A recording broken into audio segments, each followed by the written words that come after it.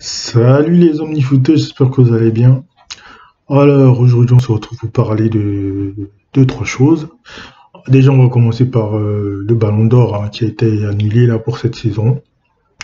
Bon, une décision assez logique hein, finalement.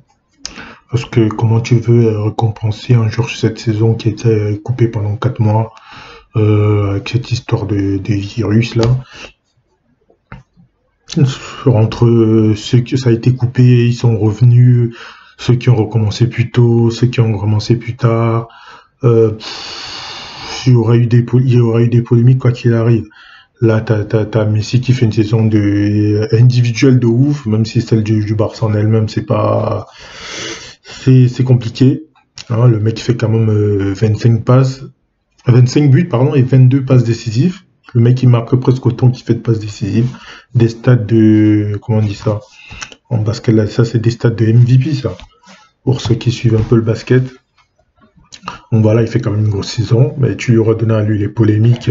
Et le pire, c'est que c'est pas impossible qu'il ait encore gagné, hein, qu'on lui a encore donné cette saison. Et vu que maintenant, c'est surtout la renommée. Ce mec-là est connu dans le monde entier. Les gens, ils votent même plus par rapport à ce qu'ils voient, par rapport à la saison. C'est par rapport comment on dit ça, au highlight, au résumé de match qu'ils voient. Ils voient Messi tous les week-ends marquer des buts. Donc, les gens, ils votent que comme ça. Il y a même plus, on regarde les matchs, on analyse match par match. Les gens, ils se font plus chier. Ils regardent juste ce qu'on leur sert, quoi. Et comme Messi marque des buts quasiment tous les week-ends, t'as des gens qui votent comme ça. Donc c'est mieux que ça ait été annulé. Lewandowski, le pauvre, il fait une saison de mal avec 34 buts, 4 passes décisives. Ce sera pas pour cette année encore, Robert, et l'année prochaine. Peut-être que Messi fera encore mieux, il répondra à ses standards de d'habitude de 30, 40, voire plus. Malheureusement, pour ce pauvre Lewandowski, même l'année où il peut, c'est annulé, c'est comme ça. Et puis moi, de toute façon, c'est un trophée qui est devenu incompréhensible. Ils ont changé, ils ont pas arrêté de changer des règles. On est parti de, c'était le nombre des titres qui compte. Ensuite, on a rajouté les performances individuelles. Ensuite, ils ont rajouté le fair play. Ils ont rajouté je sais pas quoi, mon cul sur la commode. Bref, plein de critères. On comprend plus rien. C'est quand ça les arrange en fait. Moi, depuis le coup, Ribéry, il aurait dû l'avoir. Même avant ça, quand Iniesta doit l'avoir et qu'il gagne le mondial, là, et qu'on lui donne pas, on pouvait donner à Messi, j'ai dit, ouais, c'est bon, c'est mort. On parle d'un sport, d'un sport collectif, mais de temps en temps, il récompense plus l'individualité que le collectif, hein. Bref. Donc pour moi, décision logique. Voilà, décision logique parce que peu importe à qui on aurait donné, il y aurait eu des polémiques. Donc voilà, ensuite je voulais enchaîner sur un deuxième sujet, je voulais parler des comparaisons souvent que les gens ils font parce que des mecs jouent à un poste où ils ont le même numéro, juste on a l'impression que on peut les comparer, alors que c'est pas du tout le cas. Bon, je vais m'attaquer à un truc voilà lourd hein, qu'on a encore eu, qui a encore été relancé il y a quelques mois maintenant, hein. Vous me voyez venir, Benzema Giroud. Alors que c'est absolument incomparable. T'en as un déjà qui fait quasiment 2 mètres. Logique que techniquement ils sont moins forts. L'autre il fait quoi? Il doit faire 1m85, 1m88, Benzema. Non, même en dessous peut-être. Allez, on va dire 1m85 par là. Donc tu vas pas demander à Giroud d'être aussi fin que ce mec-là. Tout le monde s'appelle pas Ibrahimovic, qui fait quasiment 2 mètres et qui a l'agilité d'un mec de 1m80, 1m70, même voir pour certains gestes. Tout le monde ne peut pas avoir ça. Donc Giroud, va falloir comprendre un truc. C'est un pivot dans le système de l'équipe de France. Ceux qui sont là à critiquer, ouais, il marque pas de but. Deschamps, il s'en sert pas pour marquer des buts. Même si Giroud, il est capable de le faire. Il s'en sert pas pour ça. Il s'en sert comme point d'ancrage. C'est à ça qu'il sert Giroud. Donc il est là. On met la balle sur lui. Il va permettre aux autres de prendre les espaces à Mbappé et comment il s'appelle, les Griezmann qui sont autour, de prendre les espaces. C'est à ça qu'il sert dans le système. C'est à ça. Et à Chelsea, c'est une autre utilisation. Il est capable de faire ça, mais il est capable de marquer aussi. Et d'ailleurs, un clin d'œil à ceux qui l'avaient enterré, hein, comme qu'il enterre toujours. Ce mec-là, C'est pas mon joueur préféré, hein, je le dis direct, hein, parce que quand je parle là, je le défends. C'est juste que moi, j'essaye d'être juste à chaque fois. J'aime pas quand on critique les gens pour critiquer stupidement parce qu'on n'aime pas le style de jeu, etc. Comme moi, je suis pas fan de Giroud, c'est pas mon style de joueur, hein. Mais ce qu'on peut reconnaître à ce mec-là, avec tout ce qui se prend dans la tête, il a un mental, mais si on devait récompenser les mecs rien qu'au mental, mais il est ballon d'or tous les jours, Giroud. Tous les jours, avec tout ce qu'il prend dans la tête. Tout ce qu'il prend, alors des trucs qu'il a rien à voir. Benzema qui le critique, qui dit qu'il le traite de karting, machin. Frère, on le voit tous que tu es plus fort que lui. Qu'est-ce que tu as besoin de répondre à ça? On va me dire oui, mais on lui pose la question, t'es pas obligé de répondre. On sait, les joueurs de foot, quand ils ont pas envie de répondre à une question, t'inquiète pas, ils répondent pas. Le mec, il a le seum contre Deschamps et il va s'attaquer à Giroud. C'est comme si moi j'ai un problème avec un gars et je vois son petit frère dans la rue, je lui mets des baffes. Vous trouvez que c'est très noble, ça? Non. Donc, faut arrêter avec les comparaisons stupides. Faut déjà comprendre ce que vous regardez. Un pivot, c'est un mec qui sert à créer des espaces pour les autres. Il a beau avoir le 9 sur le dos, c'est pas le numéro qui fait le joueur. T'as des attaquants, aujourd'hui les numéros, ça veut plus rien dire d'ailleurs. T'as des attaquants qui portent le 20, des 99, tout ce que tu veux, du 75. Les numéros, ça n'a plus aucune signification. Donc c'est pas parce qu'un mec porte le numéro 10 qu'il est 10, je sais pas. Je rappelle que même à l'époque, Mathéus, il avait le numéro 10 en étant défenseur. Donc vous voyez, c'était déjà à l'époque. Le mec, il était déjà avant-gardiste, bref. Donc faut arrêter avec les comparaisons stupides. C'est comme les gens, par exemple, il y a beau avoir deux joueurs au poste, par exemple, un autre exemple, numéro 6 par exemple. On est d'accord que Kanté et Busquets, c'est des numéros 6 les deux. Et pourtant, c'est pas le même rôle non plus. Busquets, c'est un meneur de jeu en retraite, tandis que Kanté, c'est un récupérateur. Voilà. Donc, on a beau jouer au même poste, c'est pas pour autant que c'est le même rôle. Donc, il faut arrêter de faire des comparaisons qui n'ont rien à voir. C'est fatigant de voir ça. Il y a des gens, tu as l'impression qu'ils sont endoctrinés par FIFA. Ils vont regarder un joueur sur FIFA. Ouais, lui, il va pas vite, donc il est nul. Il marque pas de but sur FIFA, donc il est nul. Il y a des gens, il y a des jeunes, je leur en veux même pas, hein. Le pire, c'est pas les jeunes, c'est les autres. Les gens, ils ont beau avoir un certain âge, ils font des trucs, tu te dis waouh! Ah oui, quand même. Donc voilà, il faut arrêter, c'est juste pour dire ça, les comparaisons stupides, moi ça me fatigue. Si vous voulez vraiment voir et vous baser par rapport à un jeu, jouer à un jeu comme Football Manager, hein, je me rappelle que je ne suis pas sponsorisé par eux, hein, mais bon, au moins en jouant à ça, au moins tu as des vrais. Tu comprends ce que tu mets quand tu mets un joueur sur le terrain, tu sais pourquoi tu le mets, tu sais quel rôle il va jouer. Tout est expliqué. Tu vas mettre un pivot, on t'explique à quoi il sert un pivot, un attaquant intérieur à quoi il sert, un ailier à quoi il sert. Voilà, c'est des jeux comme ça qui font jouer. FIFA, il t'explique quoi?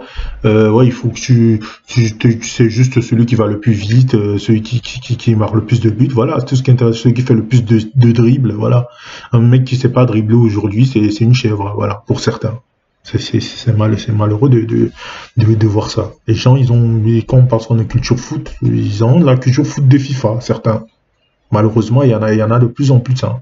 C'est ça qui fait peur. En bref, et je voulais terminer ensuite cette vidéo sur la petite polémique qu'il y a eu par rapport aux supporters du PSG ce week-end lors du match face à... C'était aux Ultras plus exactement, lors du match face à Beveren, voilà, c'est ça. J'avais du mal à me rappeler du nom. Vu qu'ils n'ont pas respecté les consignes, tout ça, par rapport au Covid, la distanciation, les masques, tout ça. Ils l'ont respecté pendant une partie du match, mais pas dans son entièreté. Donc, du coup, il y a eu des gens qui ont un petit peu gueulé. Par exemple, un mec du rugby, là, je sais plus trop ce qu'il est dans le rugby. Donc, après, tu as des gens, voilà. Moi, tu as des gens qui défendent à l'extrême. Et t'as d'autres qui défendent le foot et t'en as d'autres qui critiquent à l'extrême. Moi, je vais essayer de me mettre entre les deux. Donc, alors, moi, je comprends qu'il y ait quelqu'un qui vienne de nos sport gueule parce qu'il faut savoir que nous, on a gueulé là parce que le foot s'est arrêté pendant 4 mois. Mais Genre, on pense que le foot qui s'arrête pendant 4 mois, l'industrie du foot, elle va s'effondrer. Non. Ça va vaciller un petit peu, mais ça va pas s'effondrer, hein. C'est pas le foot, c'est quand même un sport qui a, je sais pas, 100 ans aujourd'hui et qui a pas arrêté d'évoluer. C'est pas un virus comme ça, même si on va voir comment il va évoluer, hein, évoluer ce virus en espérant qu'il évolue pas, justement. C'est pas 4 mois en tout cas d'arrêt qui vont faire s'effondrer l'industrie du foot, hein. Mais il y a certains sports aujourd'hui qui, certes, même s'ils ont évolué, ils ont encore besoin des spectateurs. Un match de rugby sans spectateurs, déjà que c'est pas un sport qui est à part pour vraiment les connaisseurs, mais sinon sans spectateurs, un match de rugby ça sert à rien. C'est comme un match de tennis, pareil. Un match de tennis sans spectateurs, c'est un match d'entraînement. Ça sert strictement à rien. Ils ont plus besoin de spectateurs que le foot, par exemple. Le foot aujourd'hui peut survivre à ça. Il y a des sponsors, il y a plein de trucs autour, il y a des droits de télé qui font que malgré que le foot peut s'en sortir. Mais ces sports-là n'ont pas ce luxe-là. Donc quand tu vois quelqu'un du rugby gueuler, certes ils ont un peu exagéré, mais ça se comprend. Voilà. Moi je vais pas défendre, je suis un fan de foot, hein, j'ai rien à prouver là-dessus, mais je comprends. Faut pas non plus défendre juste pour défendre, parce que tu as l'impression aussi de certains supporters de foot, ils pensent que le foot c'est le centre du monde. On peut pas critiquer, on peut pas dire quelque chose de mal sur le foot sans que t'en as qu'il y ait une police de je sais pas quoi qui te tombe dessus pour tout et n'importe quoi. Faut finir par entendre des conneries. J'ai lu des conneries, des gens qui te parlent d'entrave à la liberté parce qu'on demande à quelqu'un de mettre un masque, on l'empêche d'être libre. C'est quoi ces trucs de merde là? Non mais franchement, les mecs, t'as des gens dans le monde qui sont incarcérés, t'en as qui vivent sous une dictature. Ça, eux, ils ont des problèmes de liberté. Toi, parce qu'en France, on te demande on demande à des supporters de mettre un masque, de respecter des distances pour pas qu'on se retrouve. Et c'est les mêmes gens qui, si dans quelques semaines, voire quelques mois, on se retrouve confinés, qui vont encore gueuler. Faudra pas gueuler à ce moment-là. Si on doit tout permettre aux gens, sous prétexte que c'est des ultras, on doit dire allez, ils sont dans le stade, il faut les laisser, se mélanger, etc. Et après, ils vont venir gueuler quand on va nous reconfiner. Il faut arrêter de dire des conneries 2 minutes. Donc ça va quoi. En plus le chef du club, là j'ai oublié son nom, il est passé sur RMC hier, je l'ai écouté, il a reconnu lui-même qu'il y avait eu des manquements, qu'ils allaient essayer de corriger le tir, ils vont se revoir avec le club, etc. Donc voilà, donc il faut arrêter de vouloir venir défendre avec des arguments complètement débiles quoi. Je suis désolé, ça m'énerve, hein, parce que moi j'aime pas les gens qui défendent aveuglément pour défendre ou parce que c'est le gouvernement. Voilà, t'as des gens, ils sont comme ça quoi. Donc parce qu'on a arrêté le foot à croire que le foot on l'a arrêté, le gouvernement il l'a arrêté parce que je l'ai expliqué. Après t'as des gens ils veulent pas comprendre. Le foot au moment où on l'arrête, personne ne sait rien. Les médecins, ils ne savaient rien. Donc, comme on dit, quand tu sais rien, tu t'abstiens, t'arrêtes tout. Ça sert à quoi de prendre des risques inconsidérés pour se retrouver à devoir gérer encore plus de personnes dans les hôpitaux? À quoi ça sert? Je rappelle à l'époque, il n'y avait pas assez de masques. Les masques qu'il y avait, c'est logique qu'on les utilisait pour les gens qui étaient un peu plus malades. Les gens qui sont là, ils sont énervés. Oui, on a arrêté le foot, machin. De toute façon, le foot en France, faut le comprendre. C'est le cadet des soucis des gens. Geneviève ou Jean-Christophe, ils vont pas aimer le foot demain, hein. Ils ont d'autres choses à cirer, ils ont leur quotidien qui les préoccupe, ou voire même d'autres sports. Le foot, ça les intéresse quand c'est la Coupe du Monde, la Coupe d'Europe, l'Euro, pardon. Voilà, et c'est tout. Voilà, faut faire avec. Soit tu essaies de te bagarrer contre un mur et taper contre un mur, tu es sûr que tu vas perdre, donc ça sert à rien. Moi, je ne me bagarre pas contre un mur. Donc voilà, faut faire avec, c'est comme ça. Faut arrêter de vouloir entrer dans des trucs.